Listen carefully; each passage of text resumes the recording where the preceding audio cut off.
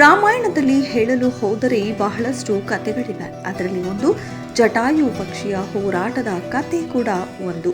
ರಾವಣ ಸೀತೆಯನ್ನ ಅಪಹರಿಸಿಕೊಂಡು ಹೋದಾಗ ಕಾಪಾಡಲು ಪ್ರಯತ್ನಿಸಿದ ಜಟಾಯು ಪಕ್ಷಿಯ ಕತೆ ಇಲ್ಲಿದೆ. ಭಿಕ್ಷುಕನ ವೇಷದಲ್ಲಿ ಬಂದ ರಾವಣ ಸೀತೆಯನ್ನ ಅಪಹರಿಸಿಕೊಂಡು ಹೋಗುತ್ತಿರುತ್ತಾನೆ. ದಾರಿಯಲ್ಲಿ ಸೀತೆ ತನ್ನನ್ನು ಕಾಪಾಡುವಂತೆ ಗೋಗರಿಯುತ್ತಿರುತ್ತಾಳೆ. ಹೀಗಿರುವಾಗ ಒಂದು ಪರ್ವತದ ಬಳಿ ಕುಳಿತಿದ್ದ ಜಟಾಯು ಪಕ್ಷಿಗೆ ಹೆಣ್ಣಿನ ಆಕ್ರಂದನ ಕೇಳಿಸುತ್ತೆ. ಮೊದಲು ಯಾರು ಎನ್ನುವುದು ಸರಿಯಾಗಿ ತಿಳಿಯುವುದಿಲ್ಲ. ಹೆಣ್ಣೊಬ್ಬಳನ್ನ ಯಾರೋ ಪೀಡಿಸುತ್ತಿದ್ದಾರೆ ಅಂತ ಜಟಾಯು ಸುಮ್ಮನಾಗುತ್ತಾನೆ. ಆದರೆ ಯಾವಾಗ ಸೀತೆ ರಾಮ ಲಕ್ಷ್ಮಣರ ಹೆಸರನ್ನ ಕೂಗುತ್ತಾಳೋ ಆಗ ಜಟಾಯು ಎಲ್ಲಿ ಏನಾಗ್ತಿದೆ ಅಂತ ತಿಳಿಯಲು ಸುತ್ತಲೂ ನೋಡುತ್ತದೆ. ಆಗ ಸ್ವಲ್ಪ ದೂರದಲ್ಲಿ ರಥದ ರೀತಿಯ ವಿಮಾನವೊಂದು ಆಕಾಶದಲ್ಲಿ ಹಾರುತ್ತಾ ಆ ಕಡೆ ಬರುತ್ತಿರುವುದು ಕಾಣುತ್ತೆ. ಅದರಲ್ಲಿ ಆಭರಣ ಧರಿಸಿರುವ ಸೀತೆಯನ್ನ ರಾವಣ ಬಲಾತ್ಕಾರದಿಂದ ಎಳೆದೊಯ್ಯುತ್ತಿರುವುದು ಕಾಣುತ್ತೆ. ಆ ರಥ ಜಟಾಯು ಬಳಿ ಬರುತ್ತಿದ್ದ ಹಾಗೆ ಸೀತೆ ಜಟಾಯುವನ್ನ ಗುರುತಿಸಿ, ಈ ರಾಕ್ಷಸನಿಂದ ನನ್ನನ್ನು ಕಾಪಾಡು ಅಂತ ಕೇಳಿಕೊಳ್ತಾಳೆ. ಈ ದುಷ್ಟನಾದ ರಾವಣ ತನ್ನ ಕುತಂತ್ರ ಬುದ್ಧಿಯನ್ನ ನನ್ನನ್ನು ಅಪಹರಿಸಿಕೊಂಡು ಹೋಗುತ್ತಿದ್ದಾನೆ, ನನಗೆ ತಪ್ಪಿಸಿಕೊಳ್ಳಲು ಸಾಧ್ಯವಾಗುತ್ತಿಲ್ಲ, ರಾಮ ಲಕ್ಷ್ಮಣರಿಗೆ ನನ್ನನ್ನು ರಾವಣ ಅಪಹರಿಸಿದ್ದಾನೆ ಎನ್ನುವ ವಿಚಾರ ತಿಳಿಸುವಂತ ಸೀತೆ ಹೇಳ್ತಾಳೆ.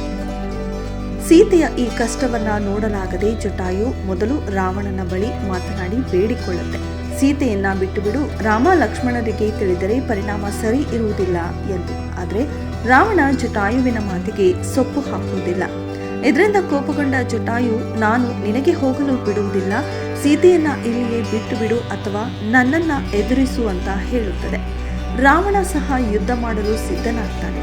ಜಟಾಯುವಿನ ಮೇಲೆ ಬಾಣಗಳ ಪ್ರಹಾರ ನಡೆಸುತ್ತಾನೆ. ಆದರೆ ಹೆಚ್ಚು ರೆಕ್ಕೆಗಳು ಇದ್ದ ಕಾರಣ ಬಾಣಗಳು ತಾಗುವುದಿಲ್ಲ. ಜಟಾಯುವಿಗೆ ಹೇಳಿಕೊಳ್ಳುವಷ್ಟು ಶಕ್ತಿ ಕೂಡ ಇರಲಿಲ್ಲ.